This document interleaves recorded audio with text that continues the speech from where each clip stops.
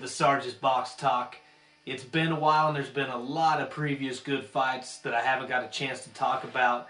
And there's really not any good upcoming fights except Junior Witter taking on Timothy Bradley. He's trying to get his shot. Junior Witter's trying to get his shot at Ricky Hatton. So we'll see how he looks in this fight. But I want to go back, way back to Alfonso Gomez taking on Miguel Cotto. I never got my chance to talk about that, and I have to talk about Cotto, my pound-for-pound champ.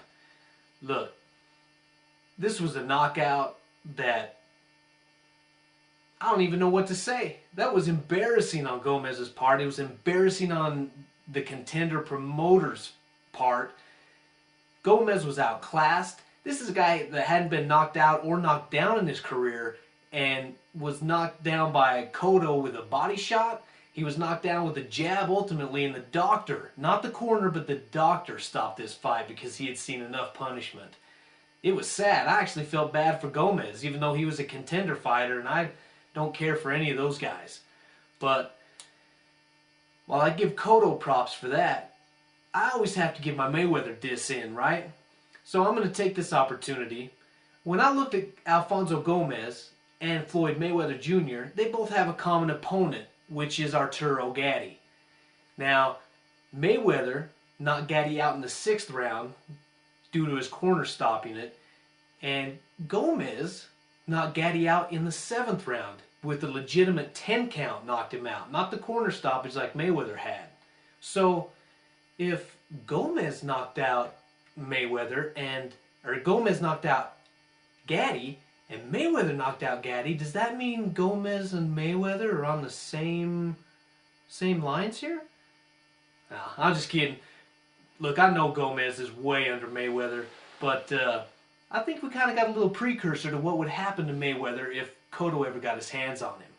So hopefully that'll happen someday and he'll get to prove my theory in that sense, right? But jumping up to another big world title fight, Bernard Hopkins against Joe Calzaghe for the light heavyweight title. Look, starting with Max Kellerman, this just drives me crazy. Absolutely crazy. Starting from Max Kellerman on down through a lot of the media and whoever else talking about this being also crowned the pound-for-pound champion as the winner of this fight. I do not understand that theory whatsoever. With Hopkins hasn't been in a great fight since Felix Trinidad. I don't want to do just complete dissing on Bernard Hopkins because this guy's 43 years old, is in great shape, and still fighting at a world-class level. I give him that. So hats off to Bernard Hopkins for that. But Hopkins nowadays is looking to pot shot, hold, and hit when the ref isn't looking. That's his whole game. If you look at him when he fought Antoine Eccles, even his Tito Trinidad fight, but Antoine Eccles to where he is now against Jermaine Taylor and against Calzaghe, it's not even the same guy. He's looking to survive, and he's so delusional that after his 2 Taylor fights that he lost, and his Calzaghe fight that he lost, those 3 fights were all losses that he thought he was robbed on. How many times do you have to realize that the judges aren't going to give you credit for pot-shotting, holding, and illegally hitting the guy below the waist? It's unreal to me. So how that is the pound-for-pound champ if he beats Calzaghe is beyond me. Like I said, good job fighting at 43. Congratulations. That's fantastic. But pound-for-pound, no way. Now Calzaghe, on the same token, this guy, I give him credit for beating Mikhail Kessler, and I give him credit for beating Hopkins, and for dominating Jeff Lacey. 3 fights in his whole career. Just because the guy's undefeated doesn't mean he deserves pound-for-pound discussion. He hasn't beaten anybody but 2 or 3 guys that have somewhat of a name, and you're going to give him pound-for-pound status? If you watch this guy's skill, I guess if we had, like, pimp-slapping contest as the pimp-slapping boxer, he would win. This guy slaps. He doesn't even turn over on any of his punches. When a guy ducks down or whatnot, he's slapping him. Slaps a guy, and we're going to talk about him as a pound-for-pound champ? That's a joke. That's what I did in middle school when I was slapboxing out on the playground. That is what Calzaghe looks like. He brings a lot of excitement. He's got quick hands, and he makes for an exciting fight because he is very busy. But he slaps, and he hasn't beaten anybody. How is that going to be a pound-for-pound discussion? No way. So, on top of that, the fight was horrible. I couldn't stand watching the fight, and hopefully those two go away, or Roy Jones Jr. takes on Calzaghe and beats him up. But either way, that fight's over with. Hopefully we don't have to talk about that anymore. But the third and final fight that I want to talk about, and this is where my dishonorable discharge comes in this week. My dishonorable discharge goes to Oscar De La Hoya, once again. It's no secret that I think he's overrated, that I don't like him as a boxer. But this took the cake this last week against Steve Forbes, another contender fighter. Got to talk about the contender fighters once again, unfortunately. But Oscar De La Hoya, first off, he didn't fade in this fight. He threw combinations with his right and left hand. He went all 12 rounds without fading. So as far as how he looked in the ring, I think he looked phenomenal. Steve Forbes put up a good fight, but I think Oscar De La Hoya looked his best. I haven't seen him look this good in many, many years. So I give props to how De La Hoya looked in this fight. But my beef is with De La Hoya and his excuse about, or his reasoning behind this fight about giving back to the fans. Allowing people in Southern California to be able to afford tickets to this fight, to bring the whole family, and to be able to watch him fight.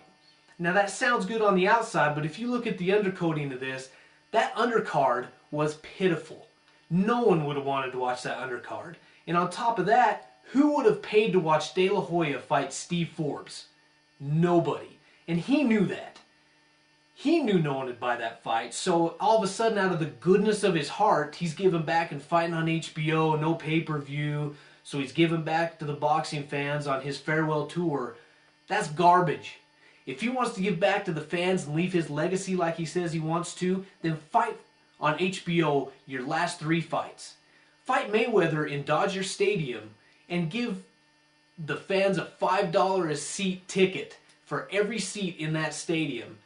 And why don't you give back to the fans that way against Mayweather, not against Steve Forbes, who no one is going to pay to watch you anyway. And that's why I hope no one buys the Mayweather-De La Hoya fight, because it's going to be junk just like the first fight. But my discharge definitely goes to De La Hoya for that. I thought that was just low-balling. I think that was conniving. And I personally can't wait to see him go. I'm sick of the hype of De La Hoya. So, adios, De La Hoya. Now, my Purple Heart of Boxing Award. I don't like to give these out very often because I don't know, my own personal, trying to keep them special, I guess. But my Purple Heart this week goes out to Jesse Feliciano. This guy fought on Wednesday night fights. I've got to see a lot of his fights thanks to ESPN, and he has been just a warrior in the ring. He doesn't have a pretty record. He loses about half of his fights right now. He takes on anybody, fights anybody, and he is just taking a beating. This kid is 25 years old, and if you listen to him talk, he sounds like Joe Frazier does now at the age of 65 or 70 after taking all the punishment that Frazier took in the ring. You can't understand him hardly anymore, and he's 25 years old. This is sad. For a guy that's given so many exciting fights, I hate to not let a guy earn a living through boxing if he wants to, if he's capable. But if there's any athletic commissions that care about this guy, his family, friends, management, don't let this guy fight anymore. He's had a good ride. We've all enjoyed him as boxing fans. We appreciate his heart. But this kid's got to be able to live the rest of his life. He's got young kids, so please, Feliciano, call it quits. We appreciate all the fights, but it's time to call it a career. So real quick, thanks everybody for watching. Send me your comments, suggestions, questions, like I said, comments. Let me hear from you. I appreciate you watching, and until next time, you are dismissed.